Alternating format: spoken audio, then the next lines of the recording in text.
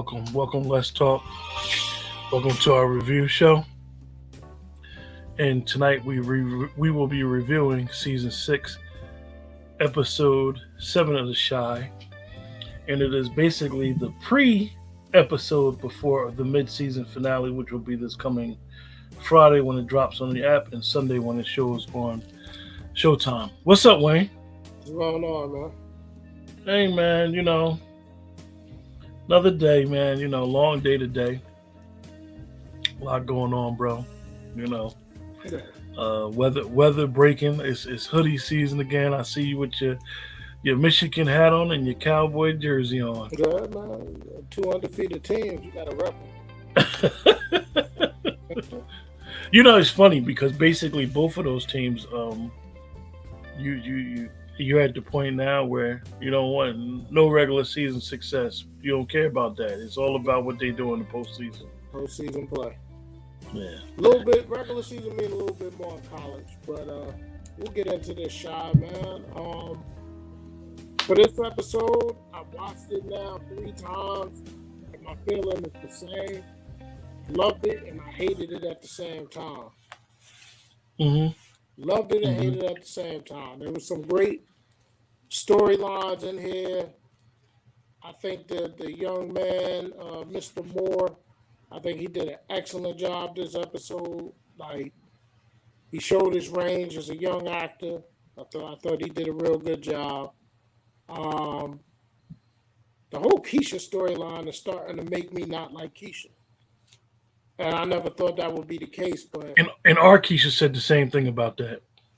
Yeah, it's starting to make me not like her. Like, I understand she's trying to find herself, and now she's in a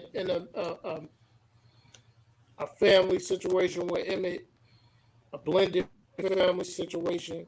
Because it just seems like Emmett got full custody of him and Tiff's child. It looks like. I mean, that's the way they make it seem. Plus, Emmett got 2 other kids with that, or what? 3 other kids? All 3 boys, and now little Ron. He got 3 and she got 1. You know what I mean? And so, I think the way she handling Emmett is just wrong. I think it's definitely wrong that, as a man, I think it's definitely wrong that she going and taking her family problems and issues at home to another man that she once was dealing with. And Emmett know they dealt with each other. So I think that's shady. Another thing I really hated was after you apologize to the family about putting Lene in a bad situation with the stolen car, you bring guns and put them in her closet. Like, that just, and you know what her brother been saying to you, and you know, like, there's somewhere else that I think Bakari could have took them guns.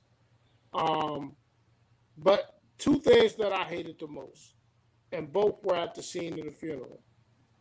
Emmett confronted Keisha in the church before the funeral. I didn't like that. And then I didn't like them stealing a scene from the 5 Heartbeats where you had Duda show up and get kicked out. And that was like Jimmy's funeral and Big Red showed up. Like, so I didn't think there was any originality in that. Some of the things that I really did like, I liked the conversation that Jake and Trigg had, and now he could trust his little brother. One of my favorite scenes was the Emmett and Kevin scene. You'll be my big brother, you be my little brother. Like, that whole scene, I thought that was real deep. And like I said, things about it that I love, things about it that I hated, bro. I'll be honest with you. I didn't like it. I saw it twice, and I know after the first time I watched it, we talked, and then you was like, what I told you I didn't like it initially. And you was like, you got to realize he's a preacher and he's a community guy, so that's why it was all a pomp and circumstance behind Papa's father's death. I just feel like this season, you and Keisha basically, y'all convinced me that this season is their last, or they at least planned it to be their last when they did the show being at the writers' table. And I just feel like the last couple episodes, and this episode really sped it up.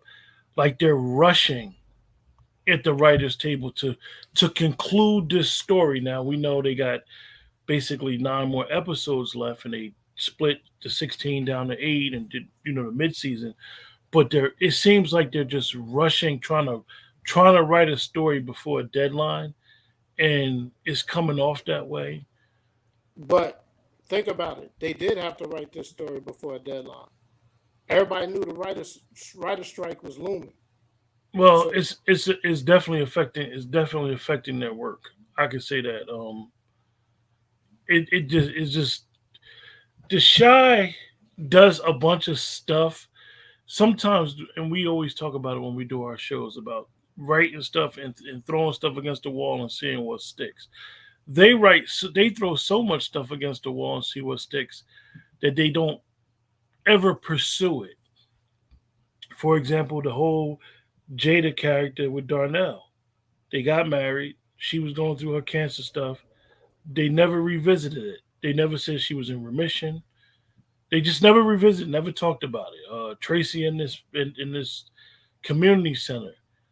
They never revisited. We know she got it, but they never revisited. Like, what's the role? And it's just, to me, it's kind of like crazy. Like, you don't Jake. If you look at Jake's role, like Kevin and Papa's, Jake's role has always been integral, and there would be no Victor back in the show or in the show if it wasn't for what happened with Jake and his brother, his other brother, Reg. So Jake has always been integral, and it seemed like they didn't want to talk about Jake until this last episode. Jake has always been very accepting of his brother's lifestyle. He never judged him, and which is interesting because usually young men at that age or young women at that age, they would at least ask certain questions, and he don't ask questions. That's his brother. He basically know what it is. He know what be going on. So I thought that was crazy. I thought the acting with Papa and Bakari was a little. I think that these young men are better actors than they're allowed to act in these lines. I think that Papa,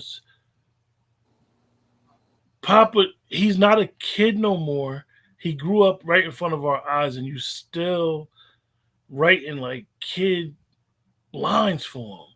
Like it just something's off with the whole Papa thing.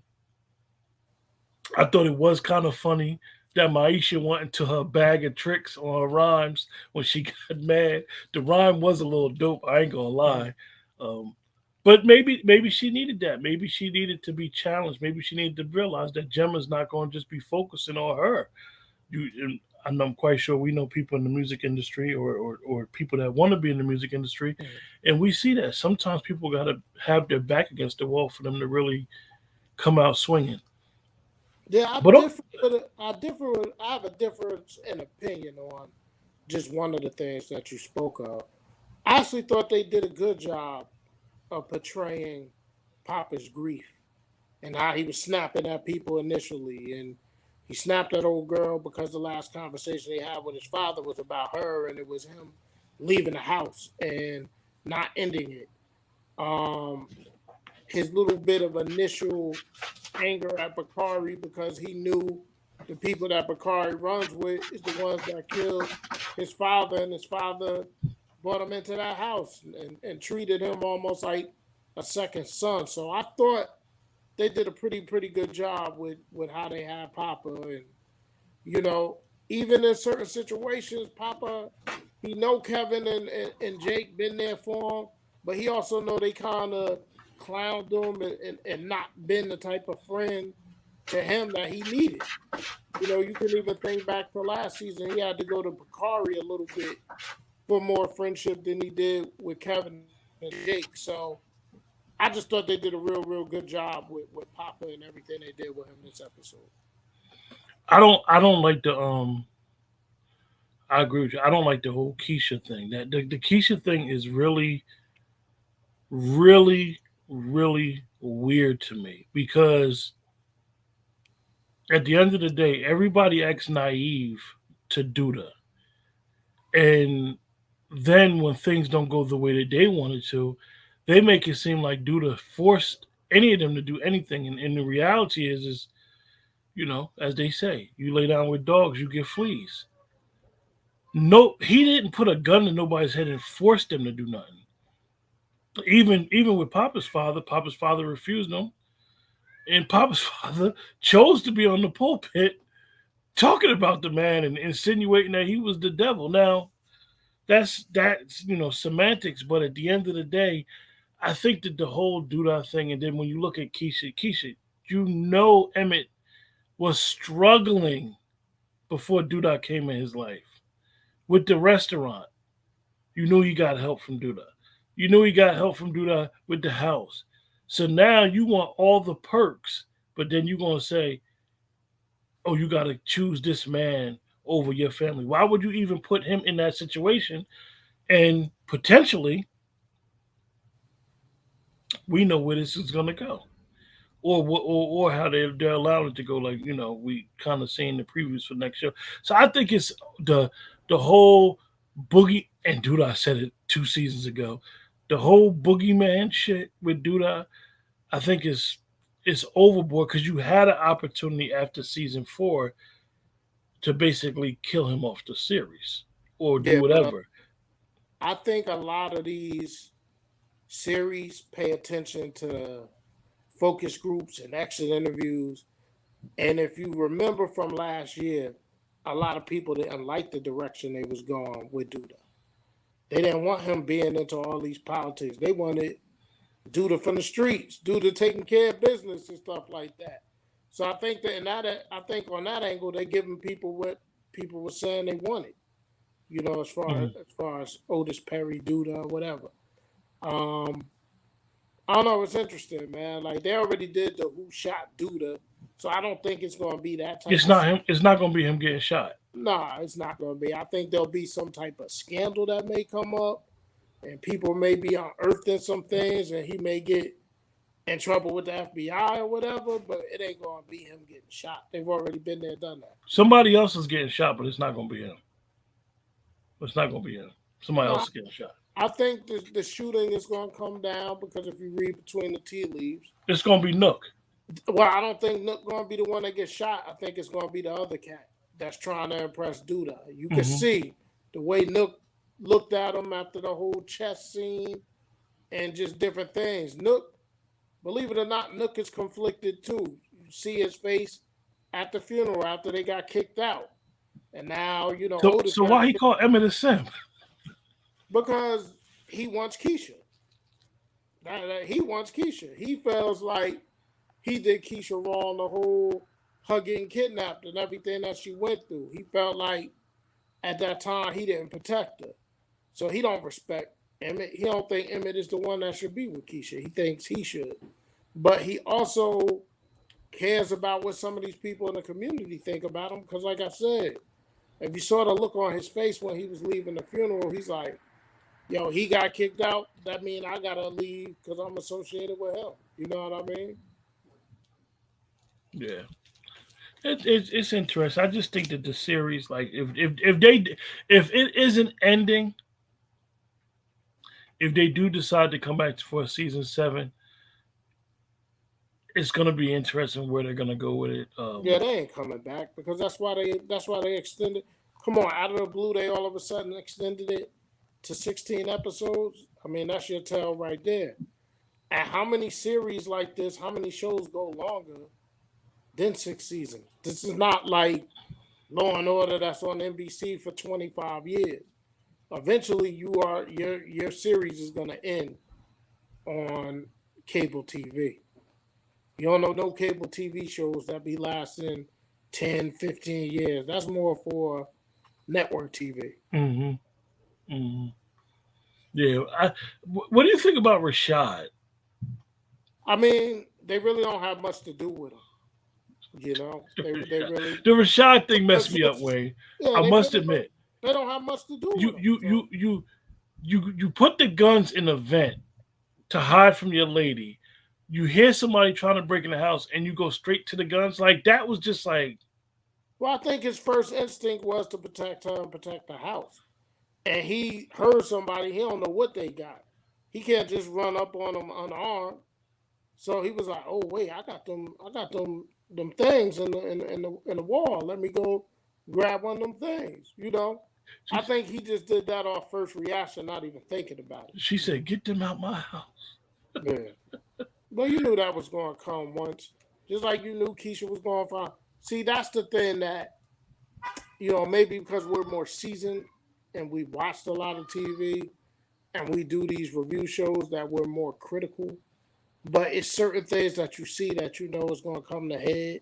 You knew Keisha was going to find the money. Emmett tried to hide. You knew old girl was going to find the guns from Rashad. Like it's just some of that stuff. Um, some of the other things like the whole Victor meeting his girls, people. I don't know. I could have did without that. I just thought that was a cheesy ass scene, and somebody broke my heart too. Like, we don't want to hear all that. Like, we definitely don't want to hear all that. All right. Well, I don't want to hear all that. Maybe it's some people that's out there, and God forgive me, but I don't want to see it. I don't want to hear it.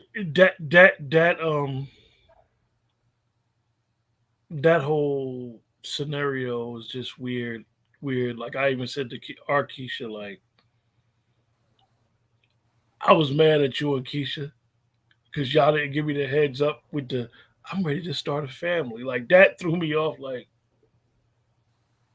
come on. Well, you know, they trying to make him, and they trying to distance him from Trig and fully make him Victor. And I mean, he's the most powerful alderman in the history of the world. I mean, in big cities like that have aldermen, there's more than one. So he just gonna save the city. There's usually like they got most of them got that ward system, so there's usually like Yeah, one in each north, east, south, and yeah. west. But he's the most powerful that ever came through TV. They actually had a show called The Alderman that Leroy Delro Lindo was the alderman. Yeah. And then if you ever watch Suits, that's what Gina Torres she wanted to work for the alderman when she left Yeah. the show in Suits. So So they got power, but I ain't never seen one have the power the best that listen, the most powerful alderman we ever seen was on Chicago PD, Wendell Pierce. nah. You know who my favorite alderman was? Alderman Davis on Good Time. Oh, exactly. Exactly. So we were raised with knowing who an alderman was, even though we lived in an area that didn't have an alderman. Right. So man, I don't know if anybody in the chat want to give it a rating, but I'm gonna give it for me. I'm gonna give it a 6.5. Yeah, man, I gave it an 8 because it intrigued me. Again, I thought Papa did a bang up job. I love how Jake and Kevin was And the there. girl still showed up too. Girl still showed up for him. The whole Keisha and her mother and therapy. I could have did without that. Come on, man. There's a lot of people that would say they didn't never wanted kids. I mean, oh, you didn't want us? Come on, Look, come on, and Keisha be looking at people like, yeah, come on. Like so, yeah. I look forward to it, man. I look forward to the rest of it. It's dwindling to an end, man. Hey, listen, man. They did 7 episodes already, man. 7. So we'll see what this has in I ten. was shocked. I was shocked when I found out they were doing the mid-season finale. I thought they were just gonna run through the whole 16. But when I found out that this Friday, I think they might take a week off or so. But Yeah, they usually do. They'll get 8. They gonna shock you. Something gonna happen this week that's gonna shock us. mhm. Leave us with our mouths gaping open until they take the week off and they come back. Um, they don't. They didn't really touch on Rob this week or his mother or what he gonna do. We haven't seen Tiff in a while. Haven't Um, seen Candy. Haven't seen Candy except for that one time. I know you saw Tracy at the funeral in that dress. Saw Tracy at the funeral. Tracy at the Rock with not knowing that she hired, Dre's ex or whatever, and what they're gonna do with that, and what they're gonna do with Dre. So there's still a lot to unwrap. I'm still making a prediction that Kevin does not leave Chicago. I think something's gonna come up which is gonna make him feel like he wants to stay home. And so I'm excited about what this mid-season finale is going to be and how they're going to wrap it up with the last 8 episodes. Yeah, me too. I'm looking forward to it. You know, me and you, we always talk about how Friday is just coming now, coming, and you don't even realize that these weeks are going by fast. Well, we're in going to week 8, and next thing you know, we're gonna be wrapping the whole season up. I'm looking forward to I'm looking forward to how they tie up these loose storylines and seeing where they go. But that's about it. I don't have any final thoughts. You have any final thoughts? Decent, and just look forward to what's to come. Great. Well, folks, we ain't gonna keep nobody. We just run through it, and that's that. Appreciate everybody in the chat. Oh, before we wrap up, did Keisha give you a rating? And I just got off the phone with her too. She didn't give me a rating. Okay. I know she'll come swooping in probably next week, like, yeah, it was my rating from last week. But okay. Appreciate everybody in the chat for joining us. Until next time, remember, like, share, subscribe. The best way to support the channel is to support the channel by like, sharing, and subscribing. Until then, take care and have a great night. Have a good one.